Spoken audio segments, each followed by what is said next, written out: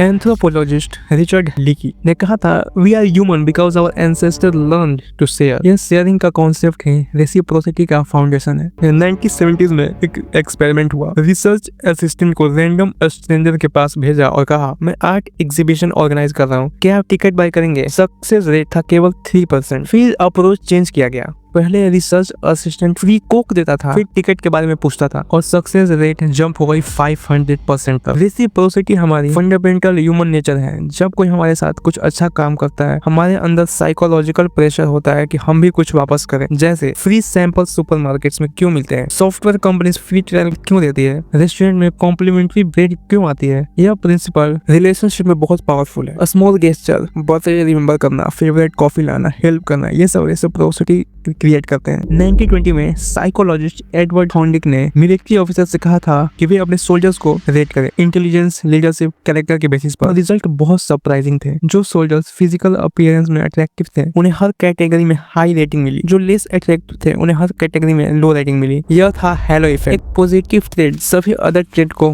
Positive बना देती है। स्टडीज शो करती है कि अट्रैक्टिव पीपल को ज्यादा इंटेलिजेंट माना जाता है। जॉब इंटरव्यू में बेटर परफॉर्मेंस अज्यूम की जाती है, हायर सैलरी मिलती है। यह सिर्फ लुक्स के बारे में नहीं, वेल ड्रेस्ड पर्सन को कॉम्पिटेंट माना जाता है। एक्सपेंसिव कार ओनर को सक्सेसफुल अज्यूम किया जाता है। गुड हार्ड वर्किंग वाले स्टूडेंट को इंटेलिजेंट समझा जाता है। फर्स्ट इंप्रेशन मैटर करती है। ग्रूमिंग, ड्रेसिंग, स्पीकिंग स्टाइल, ये सब हेलो इफेक्ट क्रिएट करते हैं। FBI के टॉप नेगोशिएटर गैरी नोसनर ने अपनी बुक में एक इंसिडेंट लिखा है। हॉस्टेज सिचुएशन में क्रिमिनल बात करने से मना कर रहा था। नोजनर ने फोन पिकअप किया और बस हेलो कहकर चुप हो गया। 30 सेकंड बाद क्रिमिनल खुद बोलने लगा, आर यू देयर, हेलो, फिर अपनी पूरी स्टोरी बताने लगा। साइलेंस अनकंफर्टेबल होती है। हमारा ब्रेन साइलेंस को फील करना चाहता है। जब साइलेंट रहते हैं, दूसरा पर्सन ऑटोमेटिकली बात करने लगता है। जैसे सेल्स पर्सन बोलता है, यह प्रोडक्ट 50,000 में है, कस्टमर फिर बोलेगा ये तो बहुत महंगा है, और सेल्स पर्सन कुछ नहीं बोलेगा तो कस्टमर बोलता है, आई मीन मे बी कुछ डिस्काउंट हो सकता है, what's your best price. Interview में भी यही होता है। इंटरव्यूअर बोलेगा,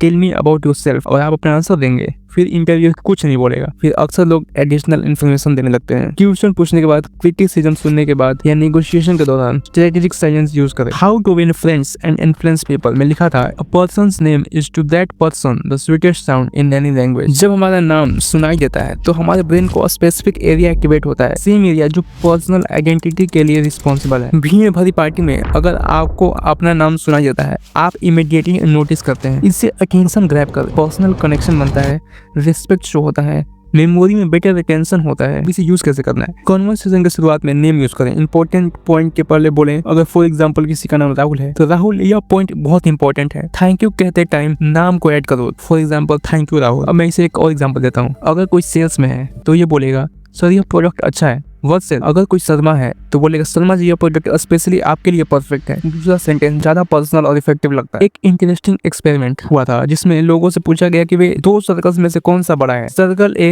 अराउंड छोटे सर्कल थे, सर्कल बी अराउंड बड़े सर्कल्स थे। एक्चुअली दोनों सर्कल सेम साइज के थे। रिजल्ट, लोगों को सर्कल ए बड़ा लगा क्योंकि वे छोटे सर्कल को कंपैरिजन में देख रहे हैं। हम एब्सोल्यूट वैल्यूज में नहीं सोचते, हम कंपैरिजन में सोचते हैं। जैसे रियल एस्टेट एजेंट पहले 2-3 ओवर प्राइस या रन डाउन प्रॉपर्टीज दिखाता है, फिर एक्चुअल टारगेट प्रॉपर्टी दिखाता है जो कंपैरिजन में अच्छी लगती है। सबसे एक्सपेंसिव डिश जो शायद ही कोई ऑर्डर करे, डिलिबरेटली रखी जाती है, उसकी कंपैरिजन में दूसरी डिश रीजनेबल लगती है। जैसे कोई सैलरी नेगोशिएशन कर रहा है और बोलता है हमारा बजट 8 लाख का है, तो आप बोलते हैं मार्केट रेट तो 15 लाख का है। रिजल्ट ये होता है कि 10-12 लाख पर सेटलमेंट हो जाती है। अगर आपने 15 लाख का एंकर ना सेट किया होता तो 8 लाख का अराउंड डील होगी। साइकोलॉजी को समझने का मतलब ये नहीं है कि आप लोगों को मैनिपुलेट करें, बल्कि बेहतर कम्युनिकेशन, अंडरस्टैंडिंग और रिलेशनशिप बनाने के लिए इस्तेमाल करें। जब आप इन प्रिंसिपल्स को जानते हैं तो आप ये भी पहचान सकते हैं कि कोई आपके साथ इनका इस्तेमाल कर रहा है। इस तरह की और वीडियोस मेरे चैनल पे अवेलेबल हैं, तो आप उसे जरूर चेक करें।